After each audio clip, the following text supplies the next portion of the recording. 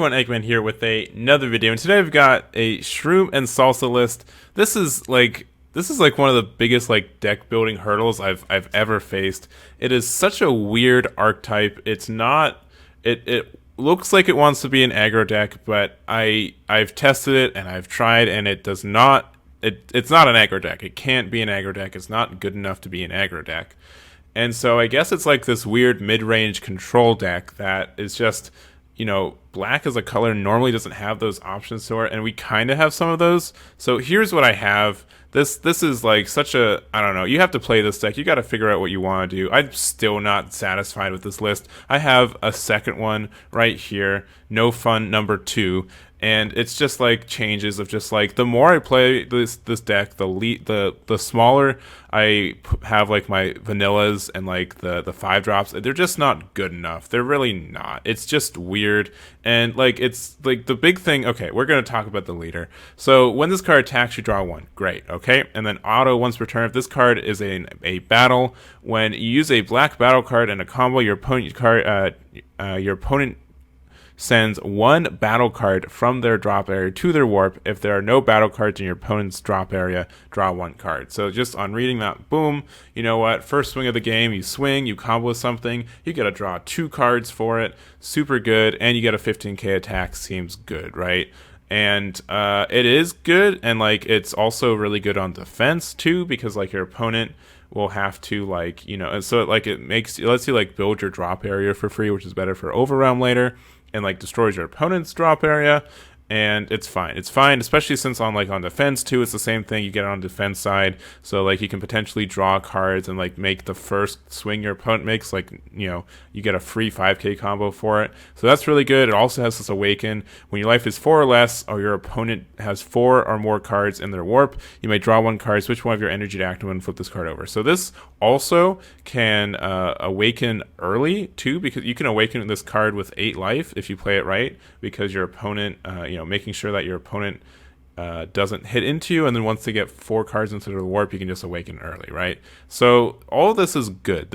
All the stuff for this leader pretty much dictates that it's a value-based mid-range strategy. So that's fine. And then all the cards that deal with it say like push the gas down, be very aggressive with it, and it doesn't have the gas to go there. It doesn't have enough gas to get where it needs to go, and so it's in this weird spot. All right. So, and then on the awaken side, same thing for both. And so if you want to be really cute, you can do kind of the thing where if they swing into you, you can combo, send something from their drop area, then you get to draw 1, then you can awaken, untap, draw 1, and then you can say, aha, I combo another card, and you still have no cards in your drop area, so I get to draw another card. So you can do that kind of cute stuff. You can also do it on offense too. It also has this activate once per turn. If there are no battle cards in your opponent's drop area, choose up to 1 black evil wizard, demon realm, race, or demon god card, and it costs 2 or less in your deck or hand. Play it, then shuffle your deck if you look through it. So you get this cute little thing that you get to play cards for free too. So it's nice, right? All this stuff is cute. It's nice. It's energy efficient, and you can play stuff for free. You can even play a Mechie from your deck for free, which can be really, really good in the right spots. So watch out for that, especially that's why we main deck this card, because you can just play it for 1 energy from your deck, which is great. So it's a good thing to do. But once again, everything else is kind of weird. The kind of idea with this deck is that you play these vanillas and you swing with the vanillas, and then you have these Shroom and Salsa that for 1 you can return this to your hand, so you get a 20k swing with it, which is cute. And then when this card attacks, send up to 1 battle card from your opponent's drop area to their warp. If there are no battle cards in your opponent's drop area, choose up to 1 of your opponent's battle cards, send it to the owner's warp. So that's fine. Here's the thing. Unless you're swinging into a unison with your Salsa, you're gonna essentially generate cards into your opponent's drop area for them. Either they're gonna combo something, or you swing into something, and then it dies, and then it goes into the drop area. And anything that you want to, anytime you're being aggressive, you just set up your opponent's drop so you don't get any of your fun effects anymore. So it's really weird. You got to be really slow and methodical with it if you want to max out your value with things. And it's just a weird kind of thin line that it feels like you're fighting against yourself a lot of the time, but you can still do stuff, I guess. So the main idea for this deck, and if you want to see gameplay, you might notice that there's no gameplay. this was on my stream. Make sure to follow me on Twitch. You can do it right now in the link in the description. And there's going to be at the end of the video, the upload. There's going to be a link to the re-upload of the stream. I played this deck for an hour and a half. We won. We got there, but it took an hour and a half to do so. And it's because it's just super crazy, and you don't have a good win condition. You honestly don't. You can we have this guy. He's fine. This Dark Mask King. He's really nice in the sense that he's easy to get out. He's a big triple strike. You play him for 4, and then you can do 2 triple attacks, and then if your opponent activates a counter skill, you get to send 1 card from their life to their warp. So that's good too. Just a good card in that kind of end position. But it's really hard to get to your opponent to a spot where you feel safe enough to play this to try to end the game. And that's the big thing for me on this deck. It's very hard to get there, and it's awkward to do so, because if you do it on turn 4, you probably won't win. It's hard to get on a turn 4 where you're safe enough to win with just dropping this guy all by itself. So that's kind of the weird spot on that. But let's go through the turn 1, 2, 3. Turn 1, you really want to play this Toa Dimensional Convoker. Super good card. Look at top 5 for an Evil Wizard, Dark, Demon Realm Race, or Demon God. Bibbidi is also our super combo, so you can just add your super combos with it, which is nice. And then there's also, you can pretty much find any card in your deck besides the King. The Mask King is just a Saiyan, and Secret Identity Mask Saiyan is also just a Saiyan. So these guys are Secret Rare, which is like the godsend for this deck. This saves us in a lot of ways. If we draw a lot of cards with this deck, that's like the one good thing about this. So it's moderately easy to find this guy. So if you're able to find Scream Time, you normally win the game anyways. So just being able to get to that point is nice, but man, it takes a bit to get there. But yeah, normally get this turn 1. This is cute. Toa Twisted Sister is a cool card too, and you can also just hard cast this for 1 to draw a card, and then shuffle a card from your opponent's drop area into the deck. In case you need to do an emergency shuffle back into their deck, you have that option for you. We're also running a Toa Demon or Dark Demon Realm Scientist for our Unison, and this is because Dark Mask Saiyan just poops on this deck. There's nothing you can do about our big turn 2 play is doing Meki Kurba, the King Summons. So this is actually a broken card. This card's really good, and it's worth building around. It's for activating for 2 if either your cards are Black Demon Realm Race, which you are, and you place this card from your hand and 1 card from your life into your drop area, which I guess it balances it out. I get why, but that kind of sucks when you're trying to do a mid-range build up, keep your life as a really big resource. But anyways, send 1 battle card from your opponent's drop area to the warp, which is good.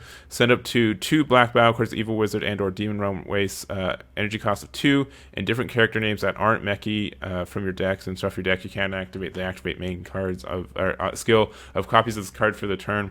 So this is okay. Being able to play 2 cards for free is really, really nice. Having a crit of life is meh. But it also means that you get 2 cards in your drop area for free, so that are free, which is fine. And then you can do that into Chain Attack Gravy is normally what I do. If you lead cards of Black Demon Realm Race and it's your turn, we use a Black Evil Wizard, Dark Realm Race, or Demon God card in a combo, draw 1. And then auto, when this card's removed from your battle area by opponent's skill, send up to 1 battle card from their opponent's drop area to the warp. So just having this card out, you get more defense. It's only on your turn, which sucks, but you get card draw when just doing your card draw, your combos anyway, so that's kind of nice. So just keeping this card out here means you get more card draw. Then we also have Toa Secret Maneuver. When this card is played or attacks, look up the top 5 cards from the top of your deck, add up to 1 Demon Realm Race card among them to your hand, then shuffle your deck. So this card's good, because just for playing it, you look at top 5, you add Demon Realm Race, which is most of these cards anyways. The weird part, though, is so unfortunately this is once per turn, which is fine. It's fine that it's once per turn. It sucks that it's once per turn. I don't think it would be broken if it wasn't once per turn, but it is to be balanced, and I get it. But drawing 2 cards for playing this card is fine. I don't think it for playing it and swinging with it. I think it's a fine thing for a expensive 2 cost with no protection. But we can't do that. So it's a once per turn. So you play it and then normally just have it sit there, and then if your opponent doesn't KO it, then you can swing with it next turn. But as you can see, this really sucks if they have Dark Mask Saiyan out. So you have to have ways to pop it if they do. Going from there, other cards you can find, you can just play, because it says Evil Wizard, right? yeah, there's so many like different traits, but evil wizard. So if you need to find like a super combo emergency wise, you can do that. You can also just get a vanilla out of your deck if you need to, which could be good if you need to do the thing for it. But there's like other options. Yeah, so that's it. So he's good. He's a good card. Being able to play 2 cards for 2 energy is great. So 4 energy for 2 is fine. And you only, like losing 1 card from your life is like better than like losing 1 from your hand or something. But it's just like expensive at times. So that's what you do. Also, we have this Toad Dark Sorceress. It has Deflect, Xeno Evolve for 2 on a Toad with any cost of 2 or more that isn't a copy of this card. Man, if this could just Evo Evolve on itself, it'd be great, but it can't. Even if it Evo Evolve on a 1-drop, I don't think that'd be broken, but we can't, so whatever. Auto, when this card's played, draw 1 card, then shuffle up to 4 battle cards from your opponent's drop area to their deck. So this is really non-trivial for like matchups where your opponent just like builds a lot of cards in their drop area.